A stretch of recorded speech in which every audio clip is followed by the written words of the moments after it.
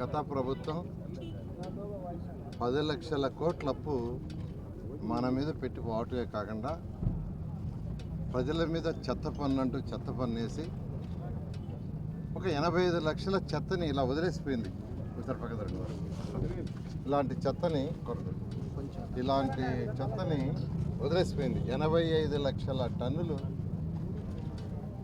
Dumping యార్డ్లో legacy వదిలేసిపోయింది. చెత్త పన్ను వేశారు. పని వేసినప్పుడు కనీసం అదనా చేస్తుంటే అది కూడా చేయాల.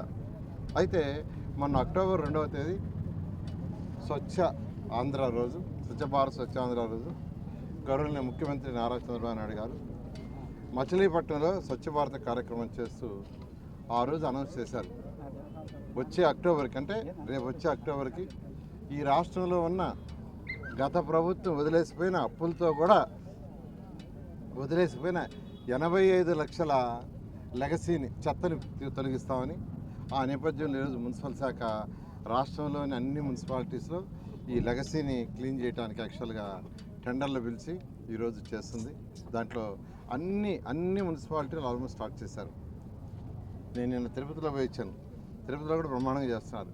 నెల్లూరు అయితే ఇక్కడ స్టార్ట్ చేసి అంత 50 రోజులు అయిందా, 40 రోజులు ఉందా? ఒక 50 రోజులు అయింది. 50 రోజుల్లో దాదాపు 2/3 తీసేశారు. 2/3 అయిపోయింది. ఇంకొక 30-40 రోజులు ఉంటే పని, ఇంకొక 60 రోజులు ఉంటే మొత్తం పోతుంది. ఇంకొక 60 రోజుల్లో నెల్లూరు పోతుంది. దీన్ని ఒక మంచి పార్క్ చేస్తామని చెప్పాను యాక్చువల్గా. అదేవిధంగా దొంతాల్లో యాక్చువల్గా లక్షలు ఉంది, అంతా ఇంత కాదు. దాన్ని కూడా క్లీన్ చేయడానికి టెండర్ ఇచ్చాం. అది కూడా క్లీన్ చేస్తున్నారు. ఫ్యూచర్లో ఇటువంటి ఉండకూడదని ముఖ్యమంత్రి గారు ఎంతో దూరదృష్టితో వేస్ట్ ఎనర్జీ ప్లాంట్స్ పెట్టాలని 2014-19లోనే ఆదేశించారు. 10 ప్లాంట్లు యాక్చువల్గా మేము ఆర్డర్ చేసాం. అయితే ప్రభుత్వం మారేటప్పటికి 2 ప్లాంట్లు ముందుకు పోయినాయి. అది విశాఖపట్నం అండ్ గుంటూరు. చాలా చక్కగా జరుగుతున్నాయి. ఈరోజు విశాఖపట్నం సరౌండింగ్స్లో ఉండే మున్సిపాలిటీలో చెత్త డంపింగ్ ఇలా ఎక్కడ లేవు. ఏ రోజు ఆ రోజు తీసిపోయి దాంట్లో వేస్తారు.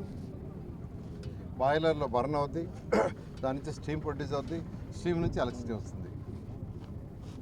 అయితే ఈ ప్రభుత్వ రంగానే మళ్ళీ ముఖ్యమంత్రి గారు మనం ఏదైతే 2014-19లో చేసామో అలాంటి కార్యక్రమాలు చేయమంటే ఆల్రెడీ నెల్లూరుకి, తర్వాత రాజమండ్రికి టెండర్లు అయిపోయినాయి. త్వరలో కడప, కర్నూలు 2, అదేవిధంగా తిరుపతి 1, అదేవిధంగా విజయవాడలో 1 ప్లాంట్ పెడుతున్నాం. ఈ ప్లాంట్లు వస్తే ఈ రాష్ట్రంలో చెత్త మొత్తం వెళ్ళిపోతుంది. ఏ రోజుకి ఆ రోజే. ఇంకా ఈ డంప్ యార్డ్లు ఉండవు. ఇవన్నీ ఎందుకంటే ఒక విజన్ ఉన్న నాయకుడు ముఖ్యమంత్రి గారు. విజన్. గత ముఖ్యమంత్రిలాగా ఊరికినే దౌర్జన్యాలు, అరెస్టులు, తెల్లవారులు వేస్తే ఏం చేస్తామా, ఎవరిని అరెస్ట్ చేస్తామా, తీసుకుని జైల్లో పెడతామా అనే ఆలోచన ఉండేవారు కాదు. రాష్ట్ర ప్రజలకు సంక్షేమం ఏం చేయాలా, సంక్షేమంతో డెవలప్మెంట్ ఎలా చేయాలా, డెవలప్మెంట్ చేయకుంటే యువతకు ఉద్యోగాలు రావు, వాళ్ళ భవిష్యత్తు అంధకారం అవుతుంది. సంక్షేమాలు చేయకుంటే పేదలు నిరుపేదలకు లిఫ్ట్ ఉండదు. అందుకని సూపర్ 6 కార్యక్రమం చాలా చక్కగా అమలు చేస్తున్నారు. ప్రభుత్వ రంగానే సూపర్ 6లో ముఖ్య భాగమైనటువంటి పెన్షన్స్ ఇచ్చాం. 3,000 నుంచి 4,000 చేసాం. వికలాంగులకు 6,000 చేసాం. బెడ్ మీద ఉండి పేషెంట్స్ అటెండర్ కావాల్సిన వాళ్ళకి 15,000 చేశారు. అదే మహిళలకు ఉచిత gas cylinder programme already start చేసాం. 3 సిలిండర్లు. ఆ నాయకులు ఏం మాట్లాడుతున్నారో, వాళ్ళ యొక్క అధినేత ఏం మాట్లాడుతున్నారో ఎవరికి అర్థం కావట్లేదు. అమరావతి రాజధానిలో వేసలు అంటారు. ఏంటండి, స్త్రీలని గౌరవించాల్సింది పోయి ఆ మాట అనొచ్చా? అంటే 2014-19లో అసెంబ్లీలో ప్రతిపక్ష నాయకుడిగా అమరావతినే క్యాపిటల్ అన్నాడు. 30,000 ఎకరాలు కావాలని ఆ రోజు జగన్మోహన్ రెడ్డి చేయి ఎత్తాడు. ప్రభుత్వ రంగానే 3 ముక్కలాటని ఏది చేయలే. అయితే ఇప్పుడు ఎంతో వేగవంతంగా అమరావతి క్యాపిటల్ సిటీ ముందుకు పోతుంది. 10,000 మంది వర్కర్స్ చేస్తున్నారు. 50,000 కోట్లకి యాక్చువల్గా టెండర్స్ ఇచ్చాం. ఎంతో వేగవంతంగా చేస్తుంటే 3 సంవత్సరాల్లో పూర్తి చేస్తామని మాట ఇచ్చాం ప్రజలకి. ఖచ్చితంగా చేస్తాం. అయితే ఒక భయం పట్టుకున్నది వాళ్ళకి.